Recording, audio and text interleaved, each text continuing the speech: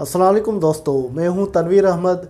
दोस्तों, fire protection system जिसे आग के बचाव का निज़ाम हमें बोलते हैं, उस सिस्टम को चलाने के लिए फायर पंप्स यूज़ होते हैं और फायर पंप्स सिस्टम में प्रेशर मेंटेन रखने के लिए बड़ा अहम किरदार अदा करते हैं।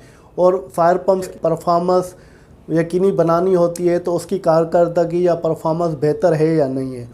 तो जैसे कि NFPA 25 जो फायर पंप्स की इंस्पेक्शन, टेस्टिंग और मेंटेनेंस के बारे में ये स्टैंडर्ड है, उसमें यह बताया गया है कि जो स्टेशनरी फायर पंप्स होते हैं या फायर फाइटिंग के पंप होते हैं तो उसको आप टेस्ट करें तो नो फ्लो पे टेस्ट करें, जिसे हम चन प्रेशर भी बोलते हैं।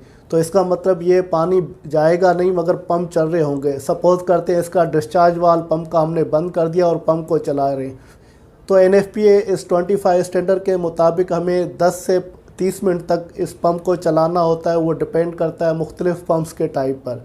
तो जैसे हम पंप को चलाएंगे तो पंप जो है तो पोटेंशियल एनर्जी को काइनेटिक एनर्जी में कन्वर्ट करता है और ये इलेक्ट्रिकल मोटर या डीजल इंजन की सोर्स से करता है। तो उस सूरत में हमारा पानी का बहाव या फ़्लो होता है। तो ये लो प्रेशर से हाई प्रेशर पानी को करता है, तो इस वजह से पानी फ़्लो हो रहा होता है।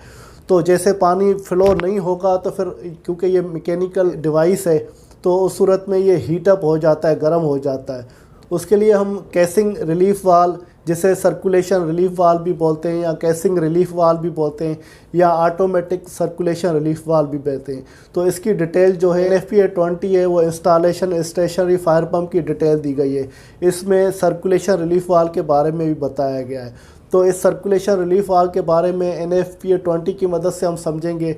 तो इस सर्कुलेशन रिलीफ वाल्व को कहाँ लगना चाहिए, क्यों लगना चाहिए और उसकी कौन कौन सी कंडीशन या कौन कौन सी रिक्वायरमेंट दी गई है। तो आइए वीडियो को शुरू करते हैं और मालूमात हासिल करते हैं सर्कुलेशन रिलीफ वाल्व के बारे में, जो फायर फाइटिंग पंप्स के साथ कनेक्ट होता है या लगा होता है। दोस्तों, NFPA 20 में ये बताया गया है कि जो ये सर्कुलेशन रिलीफ वाल्व है वो इस्तेमाल होता है फायर पंप्स को ठंडा करने के लिए और उसमें से कुछ या थोड़ी क्वांटिटी पानी की डिस्चार्ज होती है, जैसे हमारा पंप ओवर हीट हो रहा है तो वो ठंडा हो सके। और इसका मेन प्रेशर रिलीफ वाल्व है उससे ताल्लुक़ नहीं है, ये सेपरेट होता है। मेन प्रेशर रिलीफ वाल्व आपने देखा होगा जो पंप के डिस्चार्ज में होता है, अगर पानी का प्रेशर जो सेट प्रेशर है उससे ज़्यादा हो जाता है तो वो पानी रिलीज़ होकर वापस टैंक में जाता है। तो ये उससे ताल्लुक़ नहीं होता। ये छोटा सा एक वाल्व होता है जो पंप की केसिंग के साथ लगा होता है और हीट हो रही होती है तो उसको ठंडा करने के लिए लगाया जाता है। और दूसरा इसमें यह बताया गया है कि नो फ्लो, जिसे हम चर्न टेस्ट बोलते हैं या शट ऑफ फ्लो बोलते हैं, तो ये फायर फाइटिंग पंप हमारे जो टेस्ट करते हैं उसमें जो पानी का फ़्लो नहीं हो रहा होता, इसका सपोज करें इस तरह आप समझें कि हमने जो फायर पंप है उसका वाल्व बंद कर दिया और पंप को चलाएंगे। उस सूरत में पानी फ़्लो नहीं हो रहा होता मगर पंप चल रहा होता है, तो पानी जो नहीं जा रहा होगा या डिस्चार्ज नहीं होता, उस वजह से पंप जो हमारा हीटअप होता है। तो हीटअप को रिमूव करने के लिए, क्योंकि इसके अंदर बेरिंग भी लगे होते हैं, इम्पेलर भी होते हैं, मैकेनिकल सील होती है, तो वो ओवर हीट की वजह से डैमेज हो जाती है, पंप हमारा डैमेज हो जाता है, वो ख़राब हो जाता है। तो उस सूरत में इसमें कुछ पानी क्वांटिटी ऑफ वाटर देनी होती है जो सर्कुलेशन रिलीफ वाले उसकी मदद से होती है, वो सेटिंग के हिसाब से इसको देनी होती है। जैसे उसको पानी हम देंगे फायर पंप के, उससे क्रॉस होकर और कुछ डिस्चार्ज होगा, तो डिस्चार्ज होगा तो उससे जो है वो ओवर हीट नहीं होगी, गर्म नहीं होगी और हमारे पंप सेफ़ होते हैं।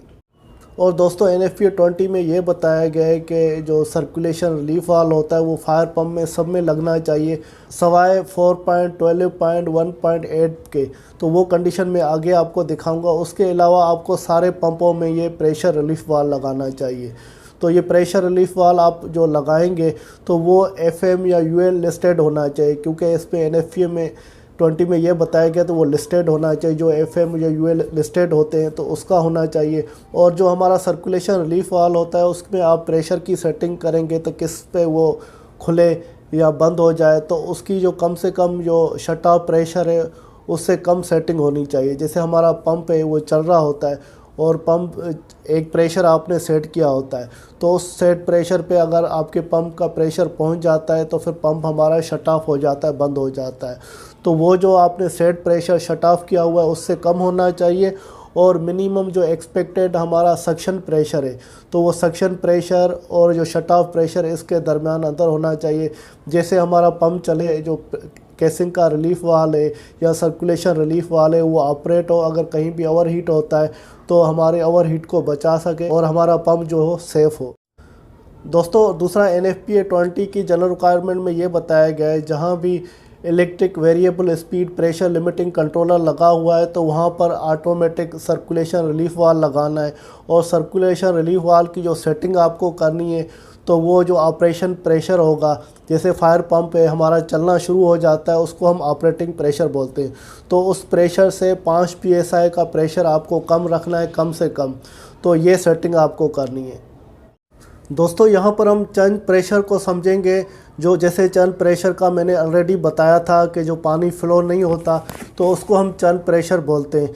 और क्योंकि जब हमारा पंप चल रहा होता है, क्योंकि चंद प्रेशर पे हमें टेस्ट करना होता है और पंप को चलाना होता है 10 से 30 मिनट तक, तो हमारा पानी पंप से डिस्चार्ज नहीं होगा और पंप हमारा डिस्चार्ज, सपोज़ करते हैं डिस्चार्ज वाल्व बंद कर दिया, उस पंप को हमें चेक करना होता है। उस वजह से जो पंप हमारा ओवर हीट होता है तो उस ओवर हीट को रिमूव करने के लिए कुछ पानी की क्वांटिटी हम उस पंप से क्रॉस करवाते हैं और वो डिस्चार्ज करते हैं। वो पानी की क्वांटिटी जो डिस्चार्ज होती है उसको कंट्रोल जो है सर्कुलेशन रिलीफ वाल्व करवा रहा होता है, तो उसकी सेटिंग हम करते हैं। उस हिसाब से वो पानी कुछ डिस्चार्ज होता है। जो फायर की लाइनों में पानी जो सक्शन साइड में होता है वो ठंडा या नॉर्मल टेम्परेचर का होता है, जो अंदर हीटअप या गर्म पानी होता है उससे मिक्स हो जाता है तो उसका पानी का टेम्परेचर कुछ डाउन हो जाता है। इससे ओवर हीटिंग से हम पंप को बचा लेते हैं। तो इसमें हमारा, जैसे ऑलरेडी मैंने आपको बताया था, हर जगह पे हर पंप में जो फायर पंप है उसमें सर्कुलेशन रिलीफ वाल्व लगाना है, सवाए एक कंडीशन में। तो यहाँ पर वो कंडीशन है कि जैसे आपका डीजल इंजन पंप लगा हुआ है तो डीजल इंजन पंप के साथ वो रेडिएटर होता है, जैसे वो वाटर कूल भी होता है या एयर कूल भी होता है, उसमें जो कूलेंट होता है वो कूलेंट की लाइन हम जो है जो फायर पंप है प्रेशर रिलीफ वाला पॉइंट है वहाँ से हम कनेक्ट कर लेते हैं। तो उस कनेक्शन की सूरत में हमें प्रेशर रिलीफ वाल्व नहीं लगाना है। अगर आपका जो डीजल इंजन फायर पंप है तो उसकी लाइन आपकी कनेक्ट कर रहे हैं तो उस सूरत में आपको प्रेशर रिलीफ वाल्व या सर्कुलेशन रिलीफ वाल्व या केसिंग रिलीफ वाल्व वो लगाने की ज़रूरत नहीं है। उस सूरत में जो हमारा डीजल फायर इंजन का जो पंप होता है उसकी हम कूलेंट लाइन से हम कनेक्ट कर लेते हैं। जो फायर का जो प्रेशर रिलीफ वाली या केसिंग रिलीफ वाले वाल्व की लोकेशन है वहाँ पे हम लाइन मिला देंगे, या सर्कुलेशन रिलीफ वाल्व के लगाने की ज़रूरत नहीं। वरना जो सारे फायर पंप है उनके साथ आपको सर्कुलेशन रिलीफ वाल्व या ऑटोमेटिक सर्कुलेशन रिलीफ वाल्व लगाना चाहिए, जो NFPA 20 की रिक्वायरमेंट है। दोस्तों अभी सवाल ये होता है कि जो सर्कुलेशन रिलीफ वाल है वो लगाना कहाँ चाहिए, एग्जैक्ट लोकेशन क्या है। तो NFPA 20 ने इसके बारे में ये बताया है, जो फायर पंप है डाउन स्ट्रीम, इसका मतलब है जो डिस्चार्ज साइड है पंप की, तो उसको वहाँ पर लगाना चाहिए और चेक वाल से पहले लगाना चाहिए। जैसे पंप है उसका डिस्चार्ज हो रहा है तो वहाँ पे एक पॉइंट दी जाती है, तो उसी पॉइंट से बेहतर है आप कनेक्ट कर दें। अगर आपके जो पंप है उसकी डिस्चार्ज साइड पे पॉइंट नहीं दी गई है तो फिर जो आपका चेक वाल लगा हुआ है डिस्चार्ज साइड पे और पंप है उसके बीच में उस पॉइंट पे आप इसको लगा सकते हैं। दोस्तों NFPA 20 ने सर्कुलेशन रिलीफ वाल्व के बारे में ये बताया कि जो हमारे फायर फाइटिंग के पंप है और उस पंप की जो रेटेड कैपेसिटी है वो 2500 GPM उससे कम है, तो उस सूरत में आपको 0.25 इंच का जो प्रेशर रिलीफ वाल्व है वो लगाना चाहिए। 0.25 इंच से मतलब है तो 19 mm का या 0.75 इंच का लगाना चाहिए। और अगर आपके फायर पंप है और उसकी रेटेड कैपेसिटी 3000 से 5000 के दरमियान है तो उस सूरत में जो सर्कुलेशन रिलीफ वाल्व आपको लगाना है वो 1 इंच का लगाना चाहिए, या 25 mm आप समझ लें तो 25 mm का लगाना चाहिए। दोस्तों यहाँ पर NFPA 20 ने मज़ीद ये बताया कि जो हमारे multi stage multi port fire pump होते हैं जो बड़ी बिल्डिंग के लिए होते हैं, जो हाई राइज बिल्डिंग काफ़ी होती हैं, तो हमारे मल्टी स्टेज के पंप होते हैं, उसमें मल्टी इम्पेलर्स होते हैं। हमारे मुख्तलिफ जोन बनाने होते हैं, कोई लो जोन की बिल्डिंग है और उसमें दूसरा जोन बनाना है उससे ऊपर हाइट आला, और तीसरा जोन बनाना है उससे भी ऊपर हाइट आला, तो उस सूरत में हम multi stage multi port fire pump लगाते हैं। तो इन फायर पंपों के लिए जो सर्कुलेशन रिलीफ वाल्व हमें लगाना है तो NFPA ने ये बताया कि जो multi port multi stage fire pump है और उसके जो लास्ट पोर्ट है और लास्ट पोर्ट में जैसे के बाद वो चेक वाल आ जाता है, चेक वाल से पहले आपको लगाना है। उसके लगाने का जो मकसद ये बताए कि जैसे हमारे जो मल्टी पोर्ट है, हर पोर्ट से पानी क्रॉस होता हुआ जाए, पंप ओवर हीट नहीं हो, पंप हमारा डैमेज नहीं हो। और दूसरा ये प्रेशर के बारे में इसमें यह बताए कि जो हमारा मल्टी स्टेज मल्टी पोर्ट में जो फर्स्ट पोर्ट होगा तो वहाँ पे जो चर्न प्रेशर होगा, तो चर्न प्रेशर से जो हमारा सेट प्रेशर सर्कुलेटिंग वाल का होगा वो आपको कम रखना है। दोस्तों उम्मीद है कि ये मेरी वीडियो आपको पसंद आई होगी, जिसमें मैंने सर्कुलेशन रिलीफ वाल के बारे में बताया जो फायर फाइटिंग पंप्स के लिए यूज़ होती है। अगर आपको वीडियो पसंद आई तो वीडियो को ज़रूर लाइक कीजिएगा, और अगर चैनल सब्सक्राइब नहीं किया तो चैनल को फ़ौरन सब्सक्राइब कर दें, जिससे मज़ीद भी आपके साथ ये टेक्निकल वीडियो शेयर करता रहूँ। इसके साथ तनवीर अहमद को इजाज़त दीजिए, अगली वीडियो तक अल्लाह हाफिज़।